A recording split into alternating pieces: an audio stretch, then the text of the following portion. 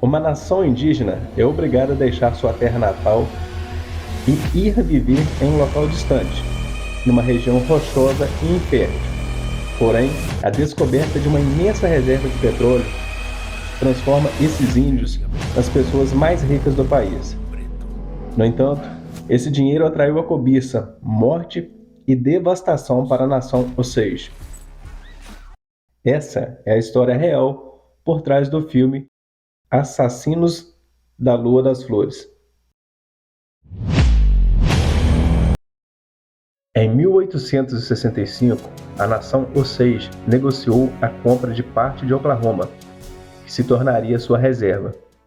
As primeiras décadas de vida naquele local foram marcadas pela pobreza e dificuldades, mas a descoberta de petróleo em terras da reserva mudou tudo.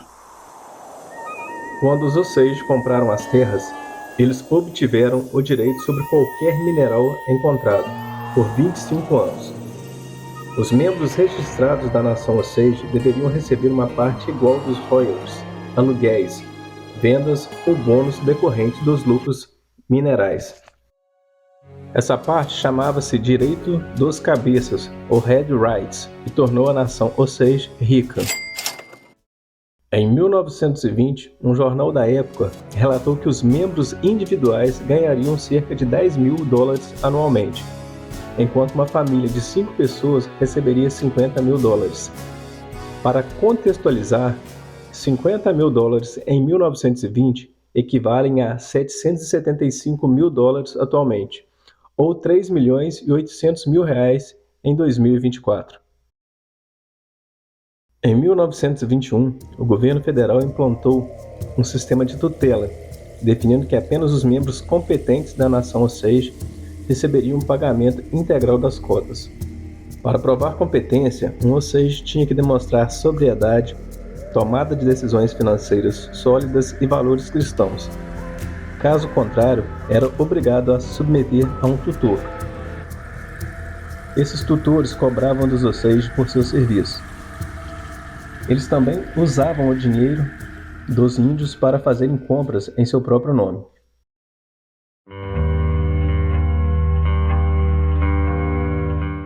Entre 1921 a 1925, dezenas de integrantes da tribo morreram em circunstâncias suspeitas.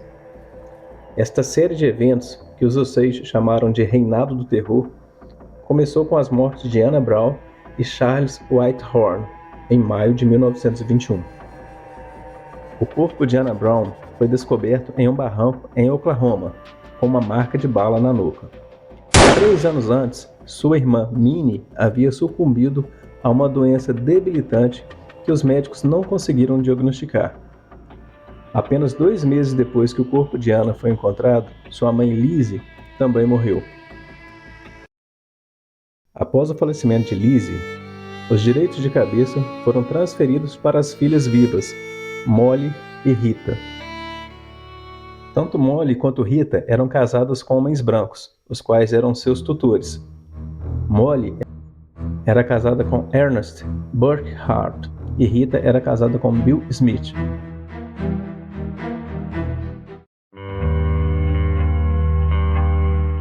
Molly tentava a todo custo descobrir o que havia acontecido com sua irmã. Enquanto isso, o número de mortes continuou a aumentar. Em fevereiro de 1923, Henry Rowan Horse, primo de Anna, foi encontrado morto em seu carro. Também houve vítimas não Osage no Reinado do Terror. O advogado William Vaughan recebeu informações sobre os assassinatos dos Osage de um cliente. Vaughan tomou um trem de volta para a cidade para transmitir a informação ao xerife, mas nunca chegou. Seu corpo nu foi encontrado perto dos trilhos da ferrovia, vários dias depois. Em março de 1923, Molly era a única sobrevivente Osage de sua família, e isso significava que seu marido, Ernest, assumiria o controle dos direitos de cabeça caso algo acontecesse com ela. Ernest era sobrinho de William Hale. Hale era um fazendeiro conhecido como o Rei das Colinas Osage. devido à grande riqueza que acumulou. Ele era conhecido também por mentir, trapacear e dominou completamente seu sobrinho. Mas alguns Osage confiavam nele. Algum tempo depois da morte de Rowan, foi descoberto que Hale, que era seu tutor, havia feito um seguro de vida em nome do indígena. No entanto, o beneficiário da apólice era o próprio Hale.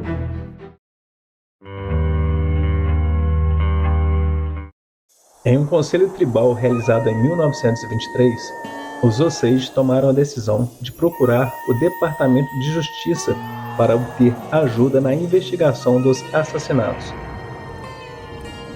Foi então que J. Edgar Hoover, chefe do Bureau de Investigação, despachou o agente especial Tom Wright para o escritório de Oklahoma para assumir a investigação.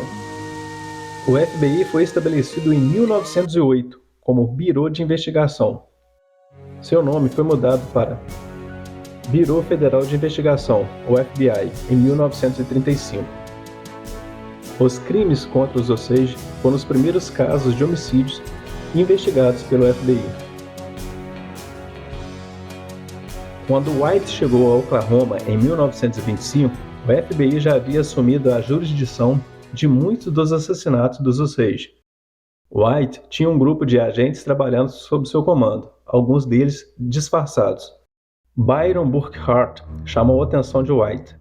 Ele era irmão de Ernest Burkhardt e sobrinho de Hale.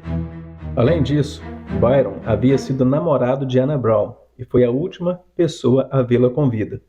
Descobriu-se então que tudo girava em torno de David e James Shawn.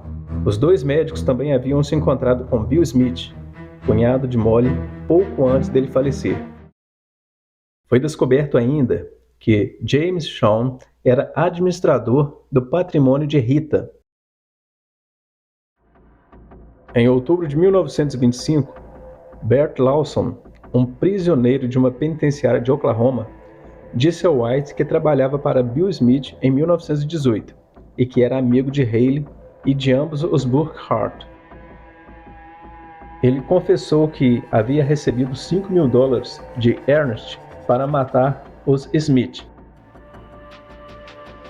Lawson concordou em explodir a casa dos Smith utilizando uma bomba que lhe foi dada por Hale e Ernest Burkhardt.